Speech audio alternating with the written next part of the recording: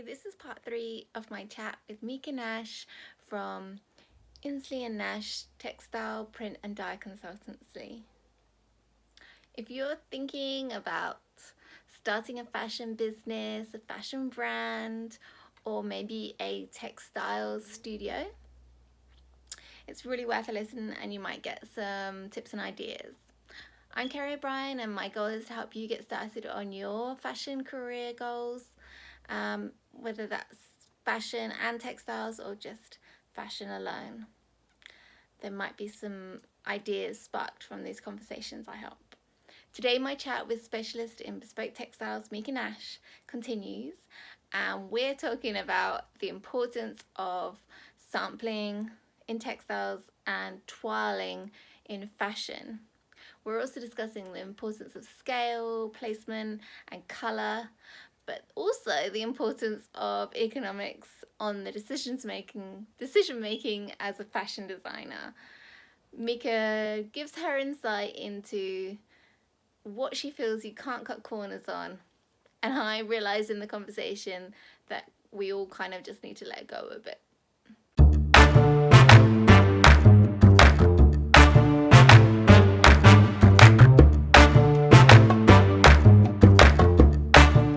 It's interesting because like in textiles it's really sample,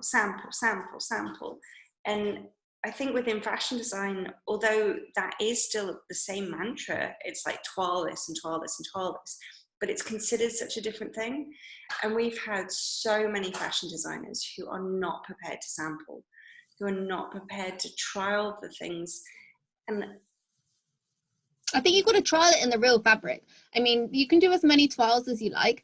Unless you're toiling in the right kind of fabric, that's a major error that can like happen. Like you're toiling and well, I mean, this is pretty basic and I don't want to but like toiling in a woven fabric when you're going to make it in jersey, it's like what?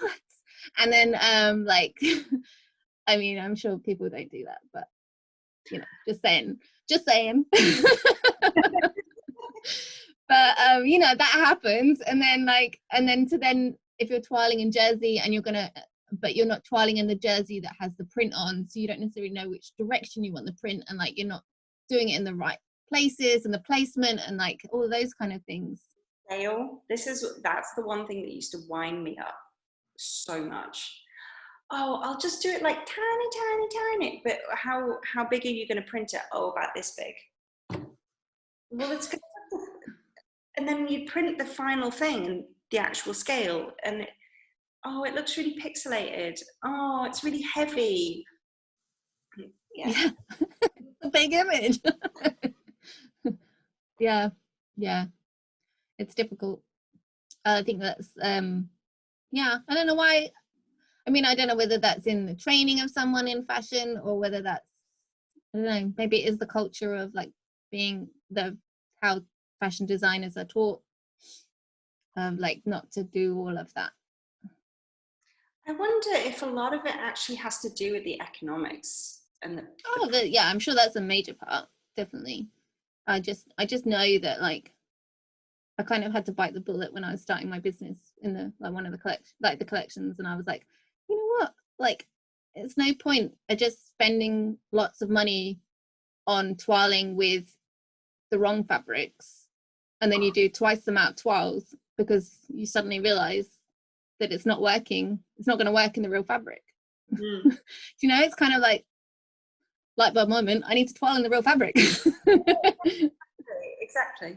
And I think it kind of reminds me of a particular client that we worked with for a couple of years, and we saw a lot of designers through their progression. So they would do maybe 1 or 2 seasons with us, and then quite often they would get a bursary or a grant, and suddenly they'd have this huge kind of pot of money, and then we'd see them through maybe 4 or 5 more seasons, and then the bursary would finish, and there was a huge discrepancy between kind of where they were as a business and their actual income and how much they were. So then we wouldn't see them for maybe a couple of years, and then they'd come back. And what they were prepared to spend money on changed a lot throughout those. And you really kind of saw egos, like, and that fashion stereotype grow in that point. And that kind So of, when they had the money, the ego was high. yeah, definitely. And one particular brand, I remember them telling me how exactly they wanted things to be printed, how many pulls, the technical kind of composition of the ink. And I asked them, like, do you have a print studio, like in your studio? Is this how you have this information? And they were like, no. I've researched this. And that sort of like lack of respect. Yeah. Or just the rashness of like, well, okay, so I'm not going to spend money on your expertise, but I'm going to Google it and I'm going to learn this, but I'm not going to, there was kind of this weird shift in. Yeah, I mean, I guess that kind of relates back to like people management and communication and things like that, because ultimately they're paying you for your expertise, but they're not, and your skills, but they're not going to lean into that. They're not going to go, let's collaborate, let's and then collaborate. How can you make it better? Because essentially what they're giving you might be what they want, but like you can say, well, this actually will be better if we did it like this. Exactly. Or the thing that you're talking about isn't actually achievable that way. So let's say, and then you'll get the outcome that you're. Yeah. There was some really interesting discussions that we had for particularly brands in that it was usually like the last year of their funding.